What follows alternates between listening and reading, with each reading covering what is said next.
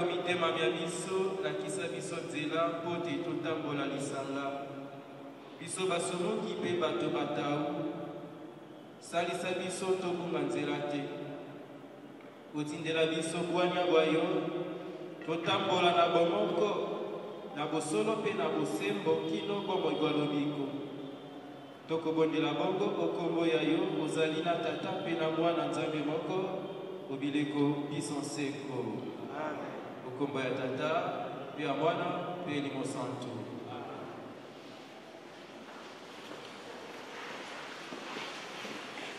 Salabuni Sikawa Maïmouna Ouazali, secrétaire général adjoint, il y a coordination diocésaine, il y a groupe Kizito Anuarité, pour aider à Pesabiso, ordre de jour et assemblée Yalelo.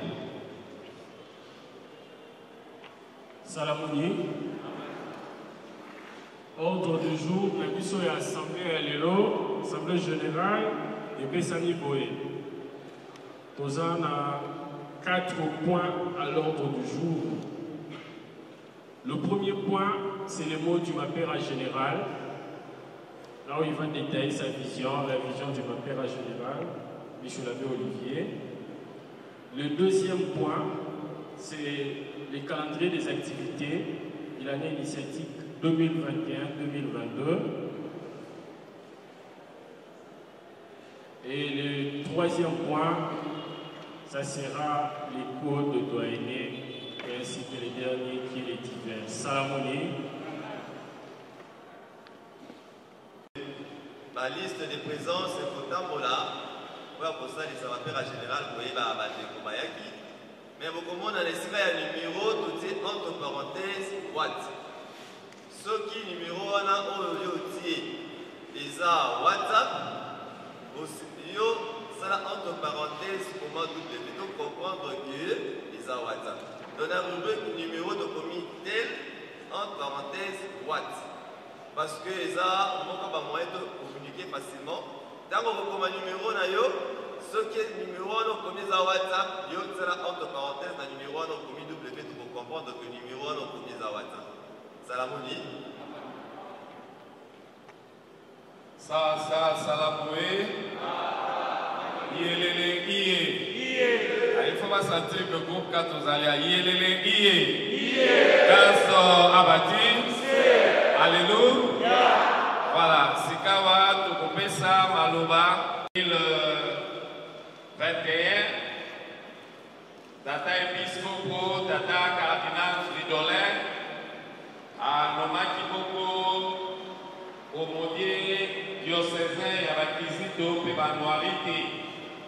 Tobeka Kaye coordinateur diocésain de cas et pas Ilabiso Leto Lusala Oyazali Bogo Mapera général ya groupe Kizito Anoarité.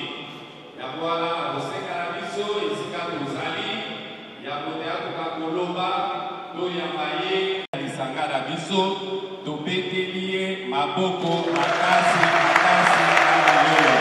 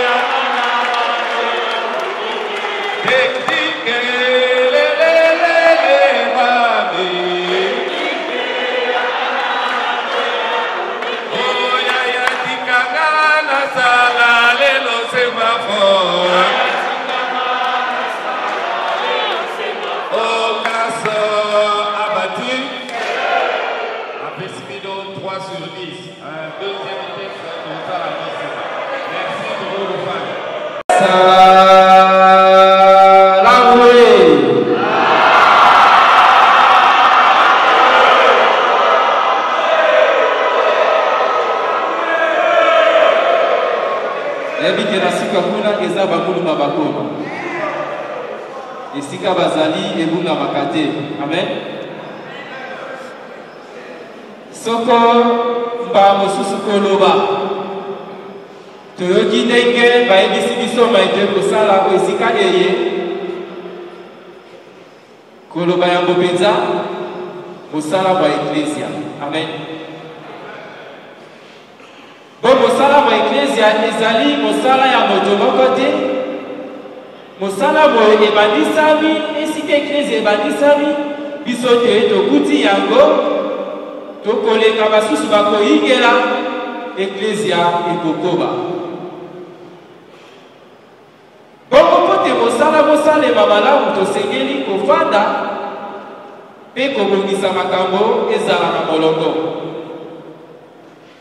Yango wana bomoni te tata episkopo alokumu Fridolin Cardinal Ambongo abandisaki na kofongola mobu pastoral 2021-2022 na kati ya archidiocèse ya biso. Wana apesaki likanisi mokonzi te identité chrétienne catholique dans une église synodale. Identité chrétienne catholique dans une église synodale. Awa nzoto ezalaka na binama ebele. Enama yoko yoko ezali na etinda na yango esengeli kokokisa na nzoto nyonso ekozonga se na moto. Moto nde ekomanyola, ekotala, ekokomande mpo te makambo masoma leka malamu. Yango wana tata cardinal moto molo ya archidiocèse ya Kinshasa akosala mosala ye moko te. Binama bya nzoto bya ye de bakomission oyo ezali zonga ya directeur ya centre de la pastorale diocésain Litonge. Ezali wana bakomission ndenge boyebi na kozongela motango awa te. Kotala sikawa oyo ezali ya biso. Groupe Kizito mpe anuarité. Tokosala mosala mpona kopesa maboko na directeur ya centre de la pastorale Litonge. Ye akozwama etokomemela ye mpona kolekisela tata episkopo alokumu Fridolin. Bongo tata cardinal ye akomema bana banso epai ya mosantu papa wa Roma mpona kotala ndenge nini eklesia katoliko ezali kotambola o mokili mobimba. Amen. Tango tolobi makambo bana tembe te boningisa te naloba te moto moko te aza na ntina ya kozwa esengo ye moko. Nul n'a le droit d'être heureux tout seul. Yango wana ezala loboko bo enama ya nzoto, ezala lokolo, ezala monoko bina biso ekosala mosala po ti nzoto mobimba ezala malamu. Boyebi malamu kolekanga ndenge tozali awa tokoloba te biso basa tozali bakorta. Boyede iyelele iye biso basa tozali bakorta. Nzoka nde kokota na corps esengaka initiation. Balakisa yo ndenge nini bato bazalaka na corps wana, ndenge nini bato balobaka, ndenge nini bato batambolaka. Mana maso bazali makambo maye basengeli kosalema okati ya corps. Kasi soko tokei mbambo tokobunga nzela Zambi moselekete abungaki nzela ya wenze likolo ya vitesse. Kobanda esika makambo maso mauti koloba te bomoi boye toza na yango mpo bakorka ezali bomoi boye bouti epai ya Nzambe. Nzambe ye moko apesi yango onzela ya mwana wa ye Yesu Kristu, bongo Kristu ye apesi biso bomoi mpona onzela ya eklesia na kati ya basakramento. Yango soko totali na catéchisme de l'église catholique bakopesa biso badéfinition ya basacrement. Balobi boye, les sacrements sont des signes visibles et efficaces institués par Jésus à travers lesquels il nous transmet ses grâces. Soko nzoto ezalaka na besoin ya bagrâce po te ezala malamu, molimo ezalaka na besoin ya bagrâce po te ezala malamu. Soki totali mana manso boningisa te naloba nzela mibale. Nzela ya liboso ya lopoto bakoloba le chemin vertical, nzela mibale le chemin horizontal. Na chemin wana horizontal na vertical yango nde esika tosengeli kotala makambo manso sika Zambi tosengeli na bagrâce. Na verticalité tokomona likolo Nzambe na se biso. Esika te biso tozali tosengeli kosala nyonso mpo te Nzambe azwa lokumu. Esika Nzambe akozwa lokumu akokitisela biso mpe mabengisi na ye, akokitisela biso bagrâce ya ye. Tobosana te nalobi te moto moko te aza na droit ya kozala na esengo ye moko. Yango wana mai tozwaka epai ya Nzambe tosengeli kolekisa yango epai ya baninga. C'est ça le chemin horizontal. Nazwi Nzambe nakabi Nzambe. Mosala wa l'Église yango wana, ça s'appelle l'apostolat. Zambi moto moko te aye kosala carrière. Mai to kosala ezali pa kobongisa bomo ya lobiko. Bo mosala ya Nzambe tosengeli kotia o makambo manso Nzambe liboso.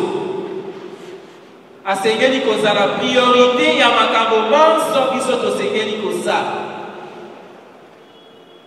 Nzokande soko tozogi na likanisi mokonzi tata cardinal apesi alobi identité chrétienne catholique dans une église synodale. Synodale lokola te soko tozwi yango na biteni mibale na lokota ya bagrek syn lokola te avec et odos lokola te chemin. Alors kotambola na moninga yango losambo tosambeli oli bandela. Kosala mosala pene ya moninga. Kopesa na maboko mpona kotambusa mosala mona. Mosala yango nini? Kokamata bana na horizontalité ya relation na biso. Kopesa bango na Kristu na relation verticale.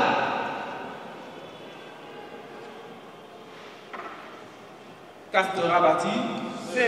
Alléluia. Soko totali kaka na nzela wana. Tango na bandaki koloba tozwaki chemin vertical, tolakisi te bomo boye toza na yango bouti epai ya Nzambe, alekiseli biso yango nzela ya Kristu. Pe Kristo apesi biso yango nzela ya eklesia na kati ya basakramento. Bomo ibona yango nde tosengeli kopesa mpe kolekisa na bana. Bomo ibosusu te. Yango wana soko totali omoi mwa lelo lolenge kani mokili ezali kotambola kokoso ezali ntango tata akomaka koinsiste na liloba moko kati ya libota seke amoni te makambo bakotambola mbilinga bongo alingi kobenga bana kobenda matoi mpo te babongisa mpe bazonga ko nzela ya malamu. Tata cardinal soka koinsiste sur l'identité chrétienne catholique ezali pamba te komona ndenge biso bakatolike tokotambola okati ya mokilo moi mwa lelo tokobosana identité ya biso tokobosana yango ndenge nini zambi baformation ezalaka lisusu ya malonga te zambi tokoyoka soni kolakisa o biso mabato te biso tozali bakristo katoliko identité soko totali malamu ezali ensemble ya baelema oyo ekolakisa moto atako baindividualité ezali kasi tozali na point commun ya biso ezali te biso banso tokoma basante ekosalema ndenge nini makambo masengeli kotambola na kati ya molongo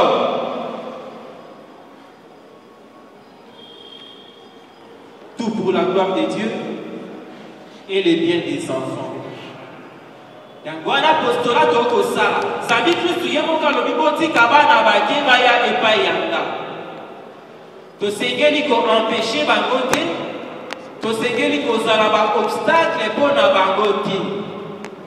Bien au contraire, tosengeli koprofite na nsima ya bango service tokorendre bango yango nde kosalisa te biso tokoka kokoma basante. Zambi, la sainteté, c'est dans de petites choses. Na biloko ya mike formation yo kokinola ba mosusu okopesa na mwana toli yo kokinola ba mosusu okopesa na mwana na kati ya clan yango nde ekokomisa yo bosante. Ça s'appelle la formation. Parce que bapesaka bobele oyo yo ozali na yango. Yo ozana nini oyo yo olingi otransmettre. Tolingi tozwa nzambe topesa na bana. Biso moko tosengeli yango mpenza kozala na ye nzambe. Tosengeli koyamba ye mpe kondima ye totie mo priorité abamoi na biso mpe kosalisa te ye nzambe wana tokoka kopesa ye na bana kokende mosika te mpo totambola lisanga kokokisa mosala mona banzela mitano soko totali na kati ya option et directive il y a initiation Kizito Anorite, il y a archidiocèse à Kinshasa. Donc, comment nous avons maïni to sengeli ko sala solo. Yambo penza ko solo la communication, le dialogue. Zambi esika tokosolola tokoyeba kobongisa esika mbeba ezali esika te tokende koyimayima tata nini ntango mwana na ye asali mabe akobima na balabala akokobela tala mwana na ngai indiscipline to mwana nini ntango tata lango na sanga akobima na balabala akokobela tata na biso alangaka masaka.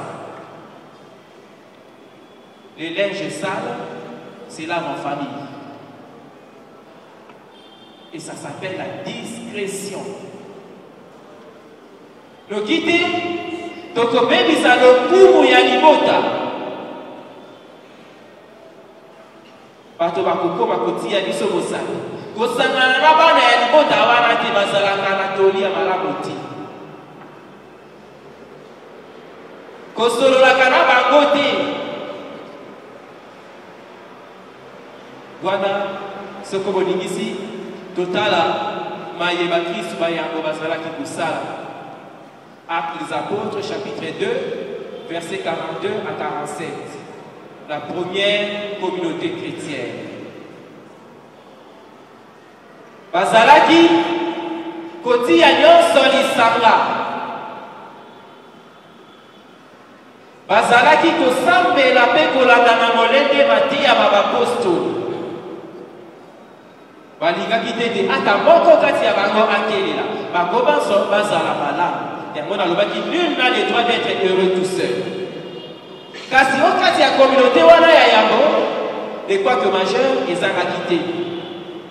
Babunga bazangaki te kasi bayebaki kobongisa. Soko botangi yango malamu bokomona te bakoloba te. Bazalaki kosala makabu nsima ye bato bazali komono mpe bato ebele bakomaki kokamwa lisanga na bango nzambe bazali kopambola ekomaki monene. Communauté yango ezali biso bakorka mapera bamamera baassistant spirituel baboti bayaya na mpe bakizito na bandwari te. Tosengeli kosala makasi kosolola na communication wana. Soko totali na moi lelo soko moni moto asi telefone kaka boye ba selfie ba nini ndenge boyebi iyelele iye mana maso ezalaka mpona kovisibilize image moko. Lelo boye na communication pilili nde moto elobaka yama tokangaka bafutu biso mpe na kati ya lingobali ya biso bakizito mpe banwari te awa tolingi te identité ya biso bakristu katoliko eyebana na nzela ya bilili nde tokosala yango. Tozali na baespace ebele na nzela ya batelevizio mpe radio. Bakosalisa biso po te tokoka kolekisa message soko boningisi kotransmettre appareil doctrinal ya groupe kizito mpe anwarite ndenge boyebi malamu biloko. Kasi ekosenge te mosala mona ezala soutenu. Mosantu Thomas d'Aquin alobi servir l'évangile suppose un minimum de biens matériels.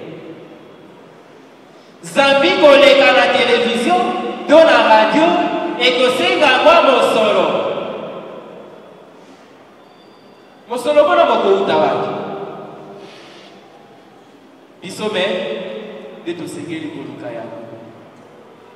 Tata Carmel sika na kosola na ye alobi autonomie financière des structures.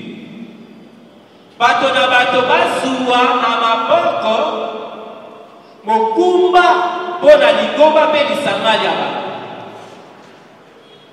Bolingi te biso bakizito na banwaru te biso bakorka toyota soni archiesa Kinshasa bolingi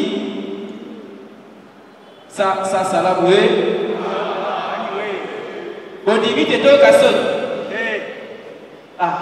bolobi te bolingi te tosengeli kopesa maboko. Alors tata kardinal alobi boye makambo baso makosalema awa tokoloba synodalité tokoloba mobimba na baso soko makambo maleki malamu. La réussite eza ya moto moko te. Réussite ezali honneur ya lingomba mobimba.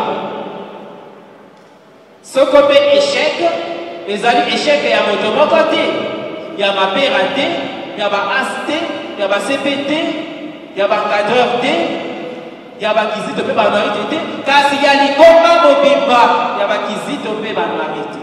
Ya biso nyonso bo ba korka.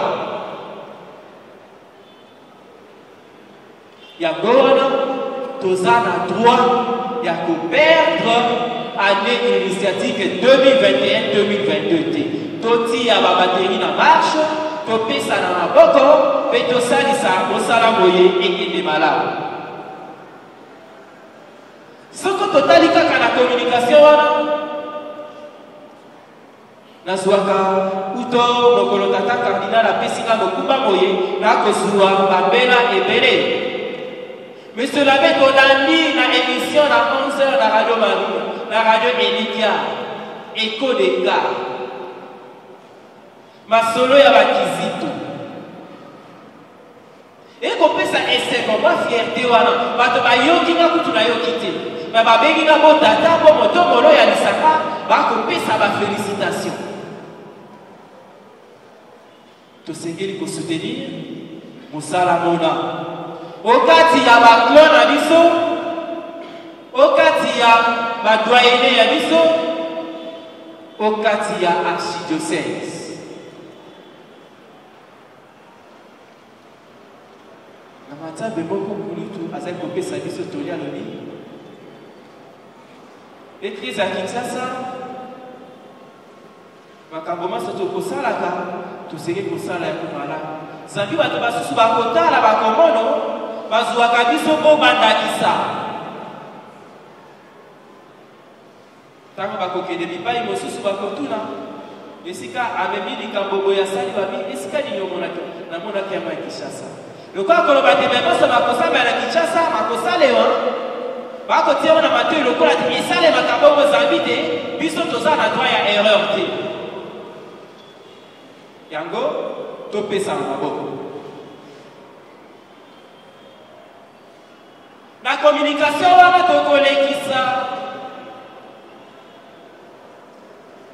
Donc sensibiliser.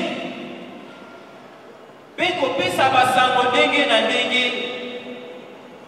Ezala batlan, ezala badoyenné, ezala ya archidiocèse de Mobimba.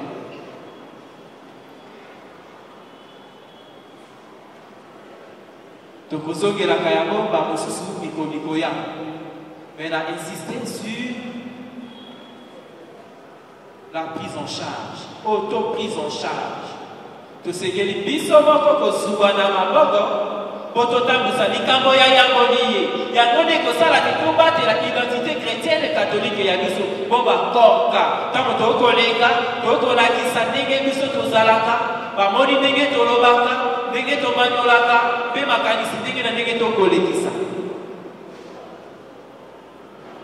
zela libanais que ça lisa biso côté to batela l'identité chrétienne catholique et yabiso bomba korka ezali la spiritualité. Sokoto Sogi, le principe de cas, la pomme de vague, tout comme on dit, la spiritualité.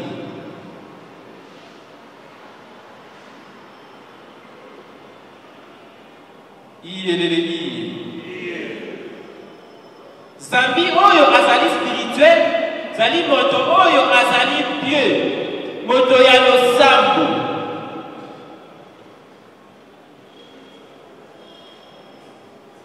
Pour déposer à la spirituelle, vous savez que vous allez moto ya losambo. Pour quand ya losambo, vous pouvez communiquer dans les êtres invisibles, le col a des âmes et tata. Vous pouvez senga pour amosala kosala, lisali ici, ya ba martyr ba Uganda, pe bolobeli ba ngondo anuarité.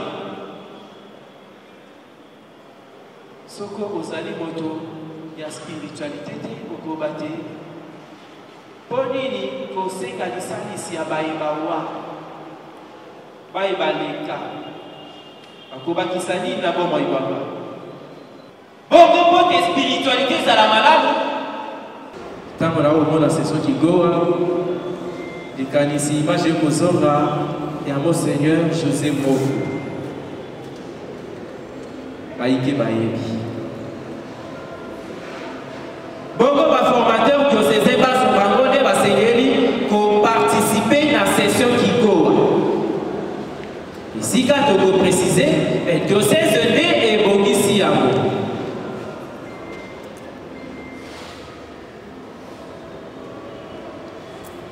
Le 1er mai 2022, le 8 mai 2022,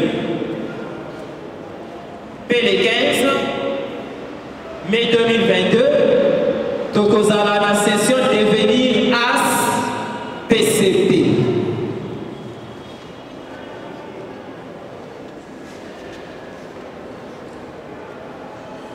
Banani baïba kokota la session wana.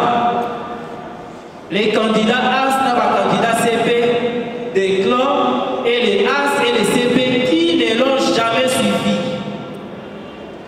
Parce que CP na ba AS ou ba la formation wana ti session wana ti bangonde baye ba sengeli kolanda yango na ba candidat baye ba kouta na ba clan. Ba ma père approbation de ba kotinga. Lieu de fixer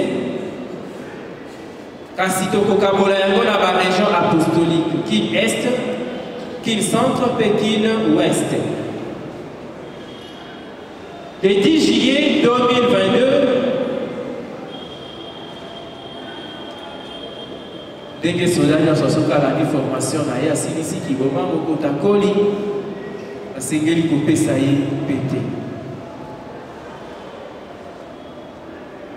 Dès kozala misa ya port de scarf ya ba CP na ba AS. Les candidats CP na ba candidats AS ainsi que les AS et les CP ayant suivi la formation bangonde bako participer na misa wana. Tata cardinal azali ko insister wana. Les activités diocésaines. La formation au niveau diocésain. Lieu de vous fixer, Kassito Sipate et Gosalema dans le niveau du diocèse. Babosu Siyemoko Tata Akoya Kopesa. Soko Manakabaye Ma Ulunganite. Aloba Kibo. Le 5 juin 2022, messe des martyrs de l'Ouganda. Amanaka a écrit à ce compte le 3 juin, Saint Charles de Luanga et ses compagnons. Kasi, Ningisite, et Coca-Cola les 5, au Kati Yabatouaïne. Bongo Baïba Kozalawana, Bakizito Pebanarite. Ba encadreur, ba boti, ba assistant spirituel, ba ma mère, na ba ma père, ya doyenne wana. Lieu des alliés à fixer, mais doyenne. De juin dès la août 2022, session colonie des vacances. Pauvre. Ba encadreur, ba CP, ba assistant spirituel, ya ba clan, ya ba doyenne nyonso, ya Kinshasa. De ba sengeli kozala na session wana. Toko fixer sike kozala. La carte doit aimer encore pour des raisons de proximité.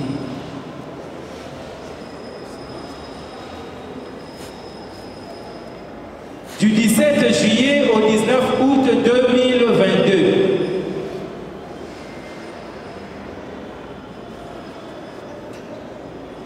Fin des leçons, révision et cabane initiative. La carte Baklan INSO.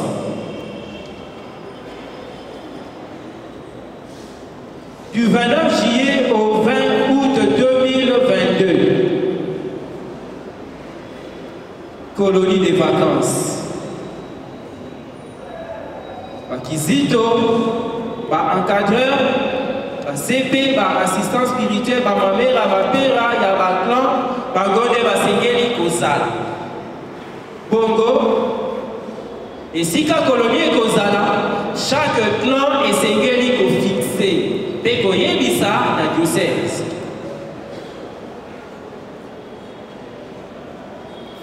wana ezali lokuba ya chaque clan paroisse.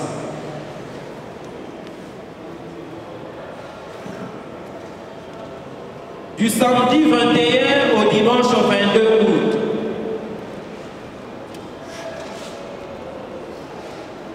Topé du samedi 27 au dimanche 28 août 2021.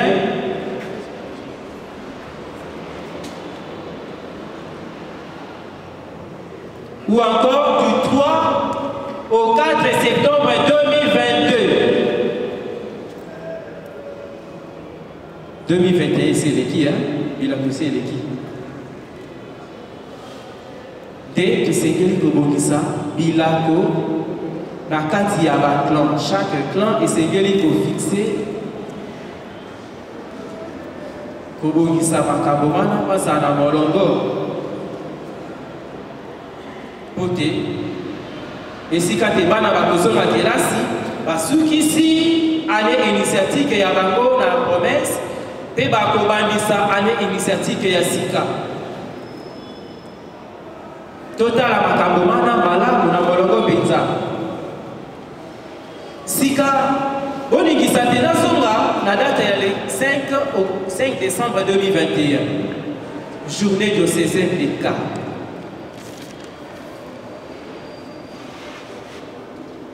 Poébi Malamu, Ozali Bakorka. Ezali journée Yamokete. Ezali Bikaboli Eko Senga Tebiso Banso, Toko Wakopisa Maboko. Koyamatata Episcopo. Tu évites que tu salaki Bobu Moleki. Nazalaki Daïno, ma père généralité. Bokorka de Nayaki. La activité on a Saint Raphaël. Samuel Kendaki.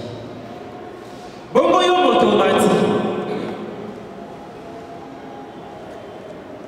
Okondimate ba kitisayo kaka mbala moko boyo. Tokondimate ba kitisayo. Salam. Ça s'appelle l'organisation. Dans l'organisation, nous devons nous impliquer tous. Corca. Pour la réussite, il y a activité wana. Que c'est que puis ça n'a pas bon.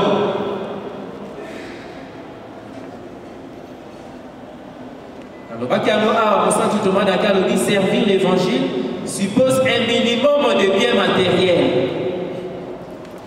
Dans la terrain, il y a Saint Raphaël de Gezali. Oui, madame, dès que tu organises ça, il est kaki au bout. Terrain, Zali quitte ses alités. Tu sais quel collègue est la sonorisation? Et si quelqu'un peut faire, pour battre ta maman, et moi, comme pour inviter Yaniso. Zambita, on va kokende, pas qu'il épée dans Sango ya malam. T'es t'inquiète pas, il y a pas na bakoza ya pas en bâti. Pas blaga kati. Tant on va l'organisation, ma suis à moi dans ma banque. Oye, au tali, au senti. Voisin yo qui dit tous les dégâts au bêta. Aïe au tali. Aïe qui amoni. Amemi sango. Et ça les sous à monter.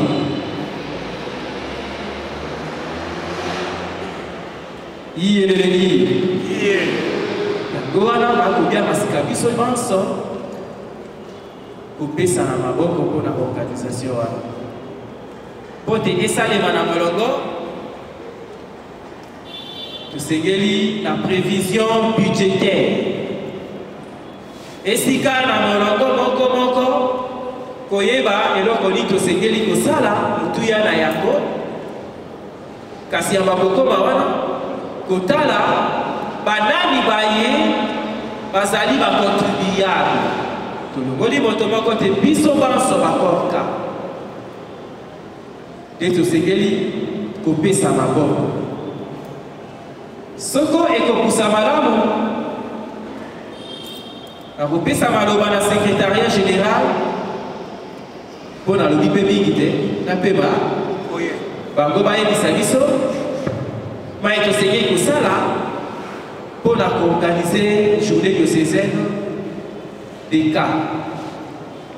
Je vous remercie remerciement à Souka, le vicaire naé azali na esika iye. Tozali pe na bamapera ya bauti na baclan paroissio bazali awa baye ko répondre na présence ya bango na kati ya assemblée générale. En tout cas, soki mapera na bino aye te na suka ya assemblée générale bolela. Bao mapera baye na suka ya assemblée générale tokopesa bango fanyo. Salamuni ya mbote ba vice coordonnateur ya badoyine. Moko ya archidiocèse ya Kinshasa a contribué. Montant ya contribution ezali 40 000 francs ou 20 $ seulement pour tous les camps. Vous prenez les enfants, les yaya, je ne sais pas si vous ça va 500 francs, ça va 1000, mais 40 000 francs, 20 $. À part maintenant, Toza dans la coordination de l'équipe technique diocésaine, les Alakakak, Mukasakasima, Moulubabakoma, Kagwameka, Loarakaïna. Équipe technique Bayanio, c'est l'équipe technique de la diocèse, Bakosangana, Bakopesa Kaka 50 $, 200 000 francs. Bayebi, Bazana organisation, Bayebi, Bazana WhatsApp, ils vont se mobiliser. Tout le monde qui est à la session à janvier, il y avait des 100, des 200, tout ça. Alors ceux qui m'ont rappelé, je pense que même 1 $, même 0,5, 100 000 francs, il n'y a rien pour eux. Donc par équipe technique, de lobby, Bakopesa 50 $ et tous les encadreurs, ça fera 200 $. À part on a une équipe technique à assistance spirituelle. Nous sommes à diocèse Basangani, Bakokokisaka à 250 $. Les nombres qu'ils sont pour tous les diocèses, 250. Pour les parents, il y a CP, Bakokokisaka à 300 $. Les parents, il y a Kisasa, 300 $. Les parents, il y a As na Ebele. Oui, tout le monde a toutes les rencontres. Les parents, il y a toujours une fois 2 ou fois 3, il y a assistant. 300 $ seulement. Pour la coordination des canaux, pour qu'il y ait implication avec le coordination des canaux, vice-coordonnateur, secrétaire adjoint, coordinateur et tout ça, on paie ça à 15 $. Parce qu'on suppose que dans un clan, on avait des pièces sur 1000 000, si on tient montant monnaie, les pesé, il y a aussi qui de manière symbolique, 15 $. Chaque coordination des canaux, il y a 16. Il y a 23 doyennés, donc il y a 23 coordinations des canaux, il ne donne que 15 $. Coordination diocésaine, on peut Bazali. Bazali n'a pas de plan, mais chaque membre il y a coordination diocésaine, secrétaire général adjoint, chargé à finance, il y a intendance et tout ça, on paie ça 5 $ par membre. Vous comprenez que ce que ça va payer ça est belé les Zamina. Mais on a voulu être exempt pour vite couper ça 5 $. Par membre, il y a coordination de ces 5 $. Non, etikali les ali bandeko et bazali tout les para-initiatique. Dans la para-initiatique, nous avons les amis de l'école des cas. C'est une très grande équipe basée là on a pas dans souka bazo ma père général accordé. Bango ba kaka 200 $. Baza ebele ba kaka 200. À part amis, tous ceux qui les anciens. Nous sommes toujours en contact avec les anciens. Bazalaga y a même un groupe WhatsApp des anciens. Là ma père a musulman na katikuna. Bango tous ceux qui na bango ba kaka 250 $. On a haut étikali parce qu'il nous faut 7500 $ pour organiser sur les plans matériels et logistiques cette activité. Au étikali Tolobi, tu peux ta porte, on va chercher les bienfaiteurs. C'est un minimum de 500 $ qu'il faut trouver au-delà de toutes nos contributions. Par montant au total, il y a un minimum.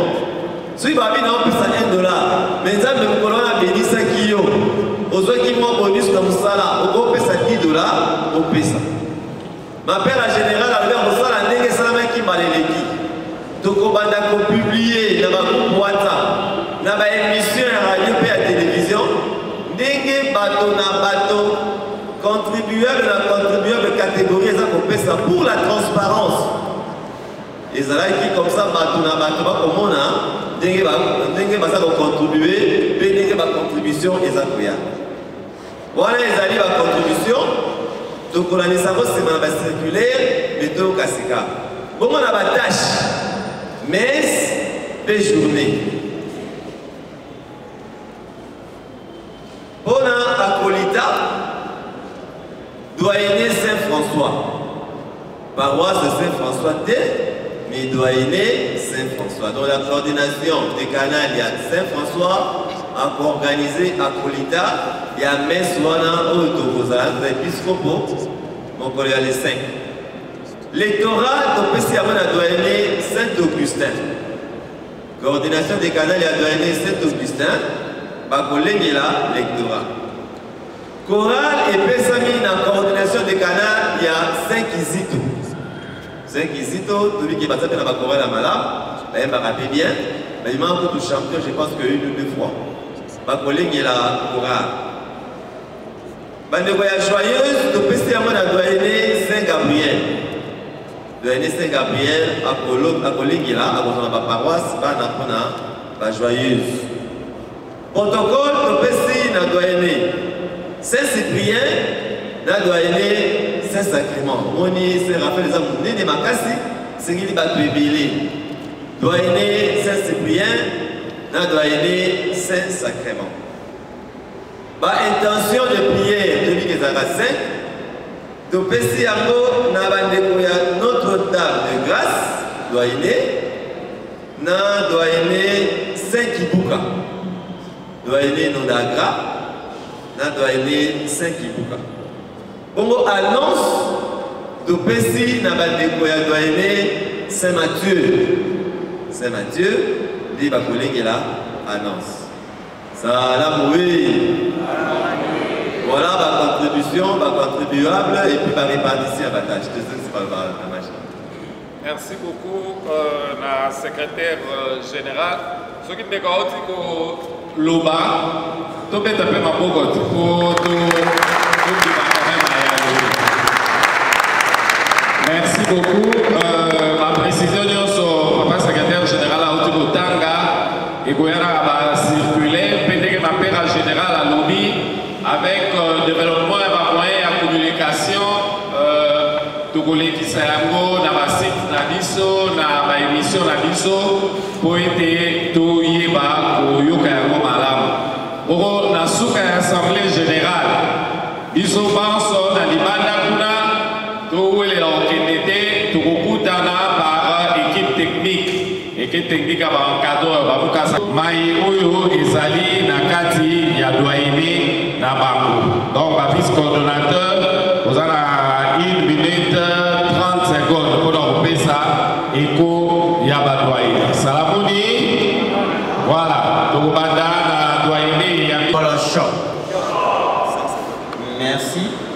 Na biso pense que Sangani a la Doyenné Saint-Joseph. Na Komo ya Mapera la biso. Pour Yami Bino les Sengo la Katia Doyenné la biso. Et tout petit manger, soyez le bienvenu dans Katia Bissanga ya Kizito Noirité et dans Katia Doyenné na Bisso Saint-Joseph. Bisso, tous allez malam. Doyenné Saint-Joseph, tous allez malam. Nous commençons na souka ya ni na Bisso. Bon, tout faisons la dimanche Zoya. Tout ça la mise pour ya bandeko ba Bisso en Oyo ba aussi sa 4e voyage. Et vous allez bon la Saint-Fessé de Paul. Et n'a profité pour leur épice à ma père à manger, mis à Anna, comme il a douanier à Bisso, il y a une costume à Bisso pour leur poser la mise à Anna. Douanier à Bisso, ils allaient malade. Bisso n'a pas CP, pas As, pas 4 heures, pas Na, tous allaient malade. Il est hier. Rabattu, n'a bien mis la combo à As constant dans la moulée, vice-coordonnateur de Doyenné Saint-Pierre.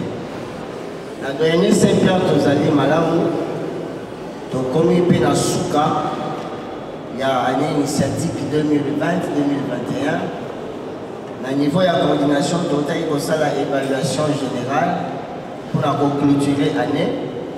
Et tout ça, c'est là, au niveau de la paroisse, pour l'éthique, pour la promesse.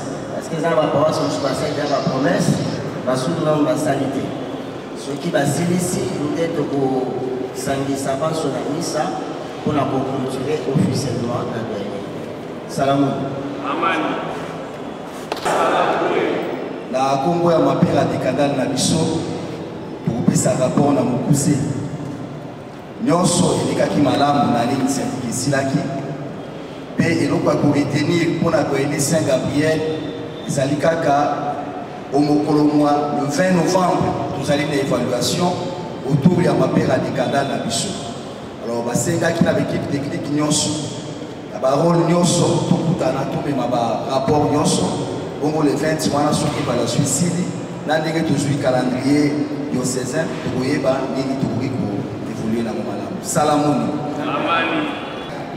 Vice coordonnateur. Bon, pour la biso na doyene Saint-Esprit, nyonso eleki malamu. Dimanche le 14 présent assemblée générale et le 19 décembre présent na 10e anniversaire ya doyene na biso. Nyonso eza malamu. Salamoni. Amoni, As Joseph Albert, Ambunga, doyenné Sainte Thérèse, dans la clan Sainte Famille Nanchi. Pour la doyenné la biso, presque la clan n'y a sur la formation, la promesse de salami déjà, tous les ascots ont lancé officiellement depuis l'activité à niveau de la doyenné. Zogandé, toujours qui m'a commencé parce que ma père a des canaux comme elle a besoin de moi en retard, vous avez posé d'ailleurs, à comment, c'est ma nomination d'ailleurs, peut-on lancer l'activité. Autre aussi, ma douane, moi, je me autant pour la malade. Zogandé, pour l'apport et la scarf, pour la stageur, donc bon, c'est qui est en pour le 28 novembre dans Sainte-Thérèse. Salamoni. Salamou. Comme l'a Papa As Eli, Nazaya doyenné Saint-Mathieu, clan Saint ici. Tobandaki année passée doyenné à Sika, composé dans 8 paroisses. Ma communion sur les cas qui bien, nous savons qui promesse depuis dimanche passé, ma clan et Bandaki. Leçon. Et là, je pense que tous à la deuxième leçon. Vous avez causé là, tous doivent calendrier initiative pour tout démarrer directement. Salamouni. Salamouni. Comme on a eu à l'agence Batuna, nous avons la parole vraiment de l'année Sainte-Marthe. Bon, nous sommes dans l'année nous sommes dans la Mingi, parce que nous avons dans 5 doyens. Et la moitié de ce mappé des canaux à Souka, à côté de ce que ça va changer. Premier tour, puis deuxième tour, final de Bétagé Souté à Katakiam. Bon, après il y a 3 plans pour la promesse. Après il y a mot de Togoeba, et tout ça, beaucoup la personne m'a dit à Sika, tourne et va dire Salamoni. Pour la doyenne Saint-Marc, nous sommes payés pour le malam. La promesse est de malam pour l'activité, pour un état pour le malam, pour un la calendrier au niveau diocésain pour tout se relancer. À 18, nous pensons que nous sommes payés malam. Salamoni. Nous sommes dans la Sekibuka, bien que ma parole de bailler de l'eau, on va battre jeune Nabiso Bazar. L'Assemblée générale, la Marie aux Iliatrices. Et aussi ce qui peut aller l'initiative malade, Clamogo, Bazo Salalelo, parce que mon ici à 35 ans, il y a la paroisse. Jeudi, nous avons dit que nous avons fait la réunion, la carte il y a Doyena Nabiso, au bon Gisali, nous avons fait le temps. Salamoni. Comment on a Gérard Kanina.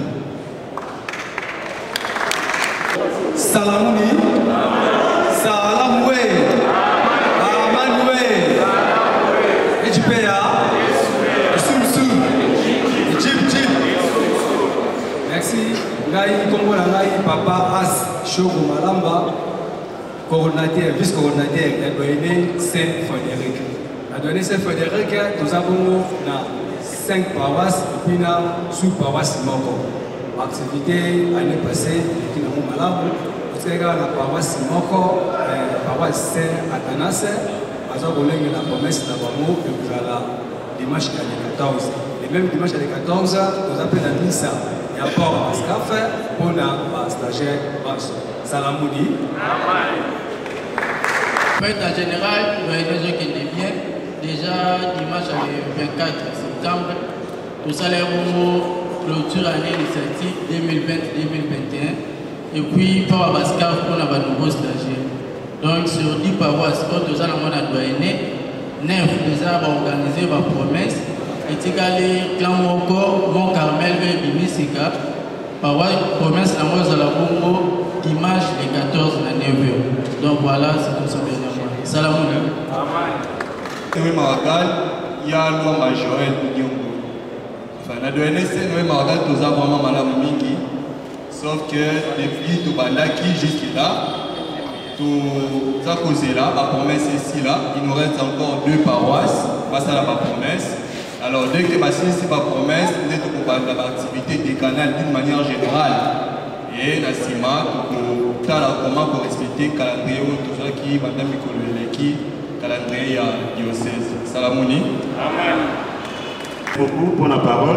Ils sont doyennés Saint-Cyprien, Papa Stani Chisubu, Clan Saint-Yavira, doyenné Saint-Cyprien. Doyenné Bisika, Magé Akolaki. Donc, je vais laisser mon makasi pour être bisous de Magé.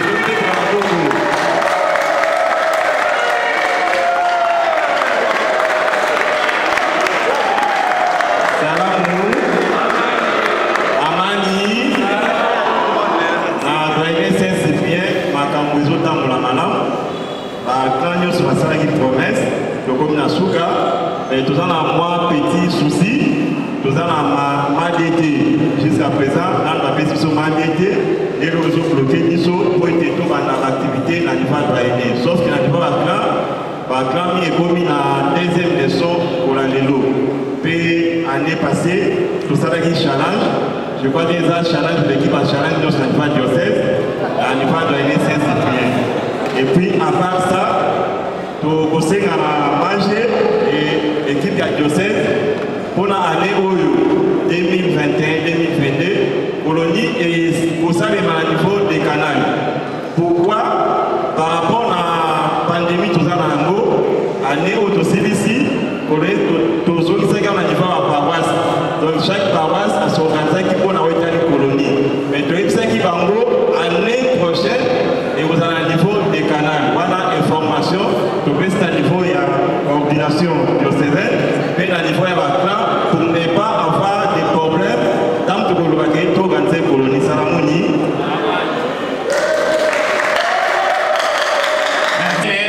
Kasi baye pour assister à l'Assemblée générale de la BISO. Les amis Penza et Loko et Amalam Mingi. Bogo, Tozali na Mapera Pascal.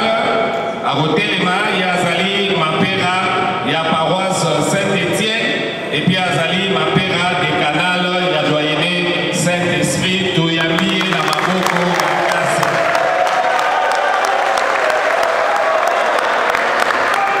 Tozali.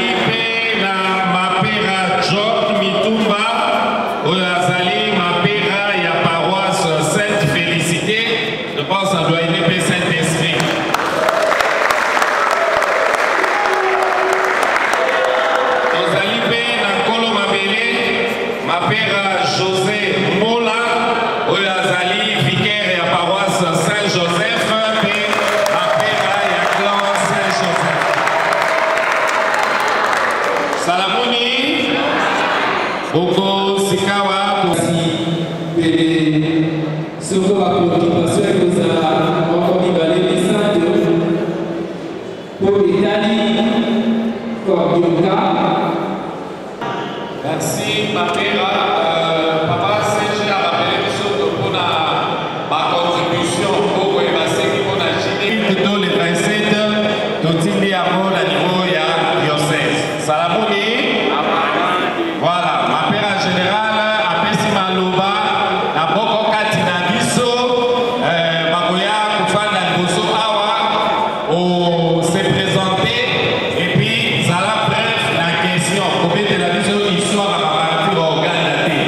Ça la prête la question. Salamouni.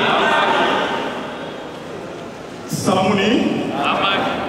Papa CP Franck Lokala, président du canal et la CP la doyenne Saint-Antoine, Paroisse Saint-Antoine. Moi j'ai mon tour à la Ezalikoui.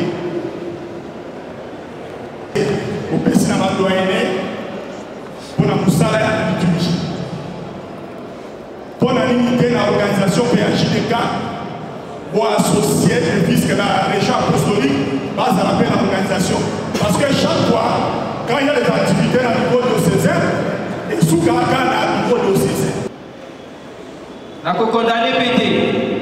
Parce que Babade, Moko Azali, dans le programme Yaye, dans le calendrier au niveau des canaux, la coordination des canaux. Pour il y a Baskaf et Yaya, ils ont une responsabilité, il y a Babade. Et le respect doit être réciproque. Balangage, Baloba, Koloba, Mokolo, de ce qu'elle est Toli a coupé ça à l'équipe au Seigneur Contal. Au sous-second, on a mis sur la bateau à côté de ma causalité. À risquer à ça, à Bilinga Bilinga. Kasi, au cas de ça, la mission de la politique qui a été négociée à la tête. Par conflit, la carte y a maintenant, Tata Kakuna a insisté, il s'est fait ici là. Il y a quoi? Na basepe na bino bayaya bino baibondimite boya koyanola na mbela e atako totondisi Saint-Joseph Mobimbate kasi nayebi te naza na babere vert ya sur esika te boke ekobeta lisolo les amis de Magé boya tobeta lisolo wana bopesanga maboko ngape akopesa bino maboko pote tosunga tata cardinal na mosala moye azwe mpe ya mosantu papa wa Roma te ezala malamu ya kokamba bilenge liloba lia suka na exhortation apostolique post-synodale mosantu papa François na numéro 1 alobi boye paragraphe ya liboso. La Christus vivit, il vit le Christ.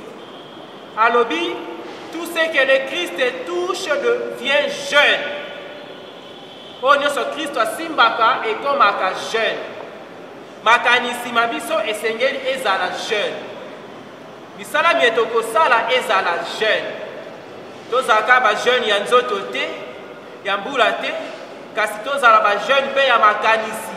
Baye ba komona ndenge nini basenge kobongisa lobi ya mokili kembo na tata pe na mwana pe na limosantu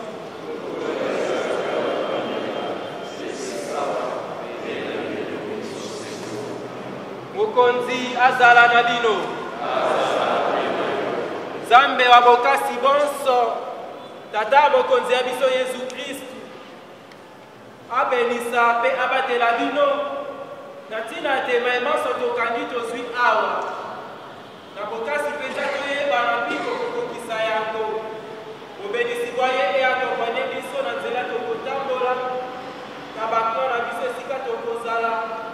Pe bisala ya apostola tokosala mokutoye. Okombo ya tata, pe ya mwana, pe limosantu. Amen. Pe général ya biso esili tokende na mokolo.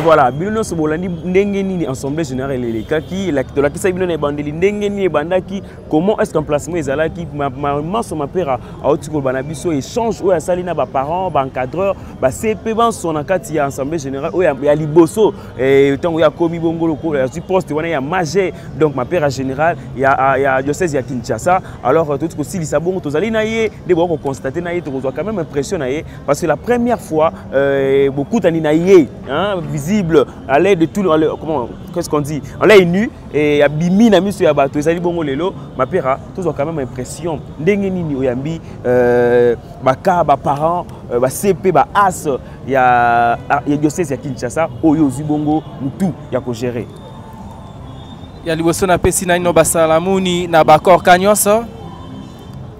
Un grand merci na Cordioka pour bangonde bay na lengela kina bango activité et ya liboso kobange zalaki Zambi na lengela ki yango na Cordioka restreinte. Alors moi koko sezaki na bi est-ce que message ekokoma na baklan nyonso tala archidiocèse Kinshasa ezali monene penza na 21 doyene.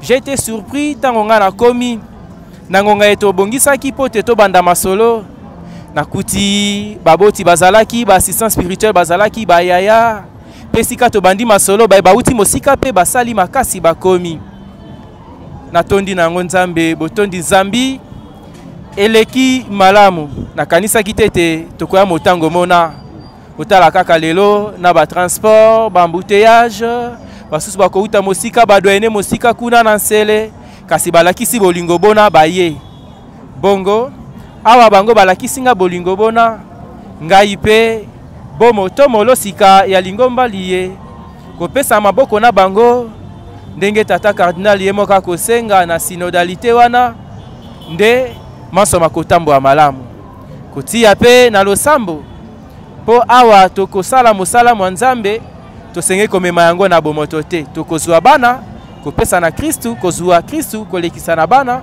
biso moko tosengeli yambo penza koyamba Kristu po te tozwa ye topesa ye pa ya bana. Merci beaucoup ma père. Alors vous comprenez ma père uti koloba mingi wa lobi on est essentiel à ton papa secrétaire ya diocèse et ya koyebisa biso quand même quels sont les points que ma père a épinglé na kati ya ensemble wana beaucoup c'est vraiment.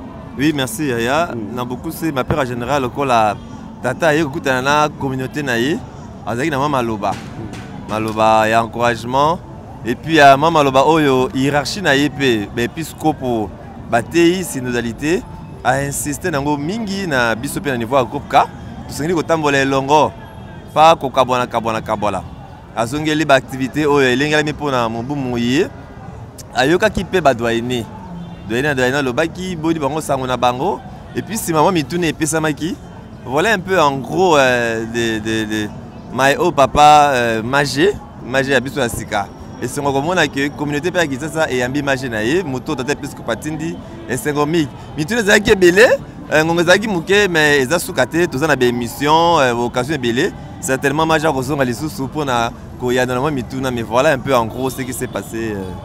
Merci beaucoup ma père, merci papa Astani, merci Nabino Bolandi biso maman malamu ou la raté silaka. Alors comme na suka ya émission na biso éco des cas auto ya ki bona parole c'est son Joseph kozwa comment bilili oyo ya ensemble général na ma père ya biso ya sika mais c'est l'abbé Michael, mais c'est l'abbé Olivier, permettez de dire Michael parce que il m'a précédé qui est mais sinon to comme na suka ma père ba ke loro moko na kati ensemble to bossa na nyonso mais to kanga loro moko to la kisa to pesa bana na nzambe pinzambe na bana oya lobaki yango to kosisi na ngo émission. Merci beaucoup papa Eso Michael na pesi ombote siko zali papa Joe na pesi ombote ya donc car ya nga ya tango nyonso po ani to kopesa mbote pene ya Luanga Freddy mote na yo esiko ozali pe tokutani biso banson na numéro mususu ya Eco des Cas mais sinon abonnez-vous massivement na la chaîne na biso Eco des Cas TV pour soutenir n'est-ce pas cette émission pour nous espace ya monene bon on a poussé parce qu'on n'a pas n'est-ce pas assez de moyens pour avoir cet espace d'une manière large pourrais-je dire. Alors déjà tokutana bongo à la prochaine, bye bye.